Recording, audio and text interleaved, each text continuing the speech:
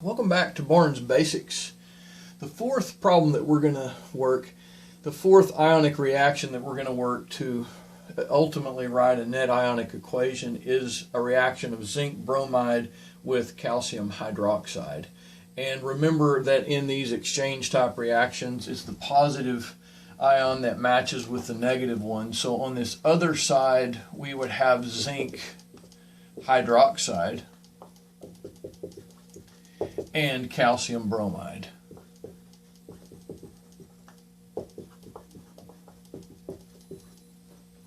We're anticipating that one of these is going to precipitate out a solution, and this whole process is what we go through to kind of determine which one does that. So if I look at a common oxidation number sheet, I can get the symbols and the oxidation numbers for each one of these elements. I usually write them as +2 or -1. I know that you might see them written as 1- or 2-, or you might just even see them written as ++ or --. I think these are all tomato issues, and they're debatable as to which one is preferable. I also wanted you to download a solubility rule sheet. Both of these I went over in the very first video of this playlist called Solubility and Insolubility. Please download those so that as we do this, you will know what I'm talking about. When we look at a oxidation number sheet, we know that zinc is +2 and bromine is -1. We know that calcium is +2 and hydroxide is -1. These together yield zinc +2 and hydroxide -1, and calcium +2 and bromine -1. Once we have the oxidation numbers assigned, then we can go ahead and balance each individual formula and balance the equations so that we can move ahead with this problem. We need 2 bromines to make -2 to balance with this zinc +2 to make that neutral. It would be nice if we would have 2 hydroxides. 2 times -1 is -2. That cancels with the +2 and provides a balanced equation for calcium hydroxide. Same thing for zinc hydroxide. We're going to need 2 of these to cancel out. And we're going to need 2 of the bromines, -2, to cancel with the calcium. Let's look and see what we need to do to balance this. I see 1 zinc, 2 bromines, 2 bromines, 1 calcium, 2 hydroxide. It's good to go. Buen trabajo. Good job in balancing these and balancing the overall equation.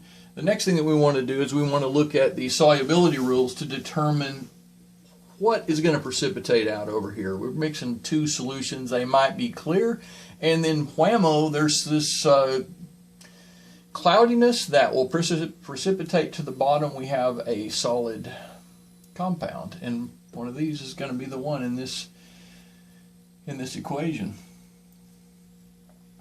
On the solubility rules chart, it says that all chlorides, bromides, and iodides are soluble except for silver, lead, and mercury. Since zinc is not any of those, then we'll say that this is soluble because of Rule 3.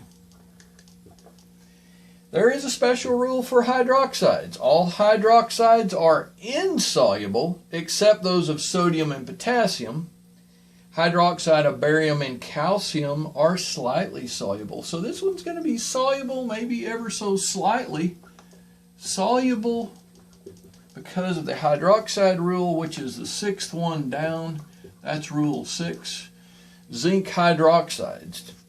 Listen to this. All hydroxides are insoluble except sodium, potassium, barium, and calcium. So that's zinc is not any one of those. So this one is insoluble by Rule 6. And calcium bromide. The bromide rule is that all chlorides, bromides, and iodides are soluble except for silver, lead, and mercury.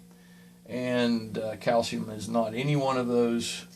And so we're going to say this is insoluble according to Rule 3. Rule 3.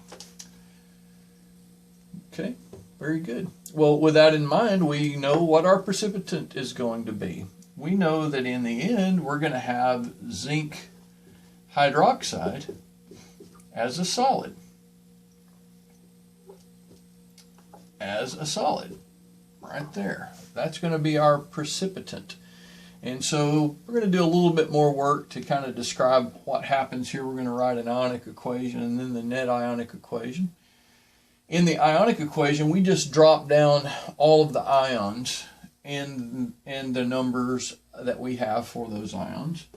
So in this equation, we have zinc plus 2 in aqueous solution. We have 2 bromines with a -1 charge in an aqueous solution. We have 1 calcium in an aqueous solution. And we have 2 hydroxides in aqueous solution. And then we put that together and we yield zinc hydroxide. That is a solid. That's our precipitant right there. And then lastly, we have 1 calcium, 1 mole of calcium ions, and that is in aqueous solution. And then we have 2 bromines that are in aqueous solution as well. In the net ionic equation, we only write down the ions that participate in making zinc hydroxide. The other ones are called spectators. And so we're going to drop this down. We're going to say zinc in an aqueous solution plus 2 hydroxides in an aqueous solution yield zinc hydroxide solid. That would be our net ionic equation.